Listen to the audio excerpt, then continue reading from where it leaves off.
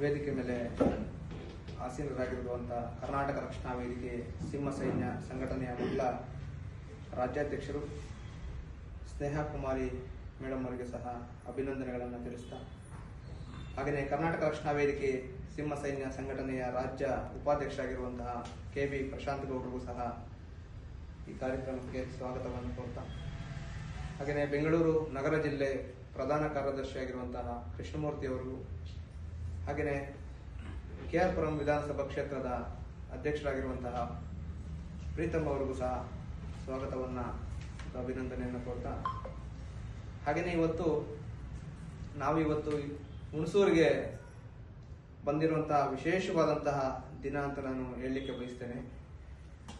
ಯಾಕಪ್ಪ ಅಂದರೆ ಇವತ್ತು ಮೇಡಮ್ ಅವರಾಗಲೇ ಹೇಳಿದ್ರು, ಎಷ್ಟೋ ಸಂಘಟನೆಗಳು ಹುಟ್ಟುತ್ತೆ, ಉದ್ಘಾಟನೆ ಆಗ್ತವೆ, ಉದ್ಘಾಟನೆ ಆದಮೇಲೆ ಒಂದು ರಾಜ್ಯೋತ್ಸವ ದಿನ ಒಂದೆಲ್ಲೋ ಒಂದು ಬಾವುಟ ಕಾಣಿಸುತ್ತೆ, ಅದಾದಮೇಲೆ ಯಾವ ಕಷ್ಟ ಸುಖಗಳಿಗೂ ಇಲ್ಲಾಗುವಂಥ ಅನ್ಯಾಯಗಳಿಗೆ ಮತ್ತೆ ನಿಮ್ಗೆಲ್ರಿಗೂ ಗೊತ್ತಿರುವಂಥದ್ದು ಇವತ್ತು ಕನ್ನಡವನ್ನ ತುಳಿಯುವಂಥ ಕೆಲಸ, ಅನ್ಯ ಭಾಷಿಕರಿಂದ ಕನ್ನಡವನ್ನ ತುಳಿಯುವಂಥ ಕೆಲಸ ಯಥೇಚ್ಛವಾಗಿ ಬೆಂಗಳೂರು ಮತ್ತೆ ಬೆಂಗಳೂರು ಆಸುಪಾಸಿರುವಂತಹ ನಗರಗಳಲ್ಲಿ ಹೆಚ್ಚಾಗ್ತಾ ಇದ್ದಾವೆ.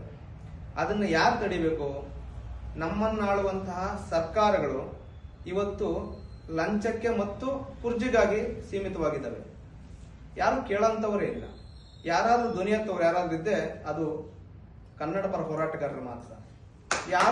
ಬೇರೆ ಯಾರು ಸಹ ಈ ಕರ್ನಾಟಕದ ಬಗ್ಗೆ, ಈ ಕನ್ನಡದ ಮಕ್ಕಳ ಬಗ್ಗೆ, ಈ ರೈತರ ಬಗ್ಗೆ, ಕಾರ್ಮಿಕರ ಬಗ್ಗೆ, ಮತ್ತೆ ಈ ಶಾಲಾ ಮಕ್ಕಳ ಬಗ್ಗೆ, ವಿದ್ಯಾರ್ಥಿಗಳ ಬಗ್ಗೆ ಯಾರು ಸಹ ಧ್ವನಿ ಎತ್ತುವಂತ ಪ್ರಶ್ನೆನೇ ಬರೋದಿಲ್ಲ. ಇವತ್ತು ಒಬ್ಬ ಈ ಪಾರ್ಟಿ, ಇನ್ನೊಬ್ಬ ಮತ್ತೆ ಆ ಪಾರ್ಟಿ ಈ ಅಧಿಕಾರದಲ್ಲಿದ್ದಾಗ ವಿರೋಧ ಪಕ್ಷದ ಹೇಳ್ತಾನೆ, ಇದು ಮಾಡಬೇಕು, ಅದು ಮಾಡಬೇಕು, ನಾನು ಬಂದ್ರೆ ಕಾವೇರಿ ನೀರನ್ನ ಬೆಂಗಳೂರಿಗೆ ಯಾವುದೇ ತೊಂದರೆ ಇಲ್ದಿರ ಈ ತಮಿಳಿಗರು ನಮ್ಗೆ ವಿಶೇಷವಾಗಿ ನಮ್ಮ ಮೈಸೂರು ಭಾಗದಲ್ಲಿ ನಾವು ಇಷ್ಟು ದಿನ ಏನಕ್ಕೆ ಹುಡುಕಿದ್ದೀವಿ ಅಂದ್ರೆ, ಸುಮಾರು ನಮ್ಮ ಸಂಘಟನೆ ನೋಂದಣಿ ಮಾಡಿ 5 ವರ್ಷ ಆಗಿದೆ. ಇಲ್ಲಿ ತನಕ ನಾವು ಮೈಸೂರಿಗೆ ಕೊಡ್ಲಿಲ್ಲ. ಯಾಕೆ ಅಂದ್ರೆ ಇವತ್ತು ತಮ್ಮ ತಮ್ಮ ಸ್ವಾರ್ಥಕ್ಕೆ ಇವತ್ತು ಸಂಘಟನೆಗಳನ್ನ ಒಂದಷ್ಟು ಜನ ತಪ್ಪು ದಾರಿಗೆ ಎಳ್ಕೊಂಡು ಹೋಗುವಂತ ಕೆಲಸಗಳಾಗ್ತಾ ಇದೆ. ನಮ್ದು ಹಾಗಾಗಬಾರ್ದು.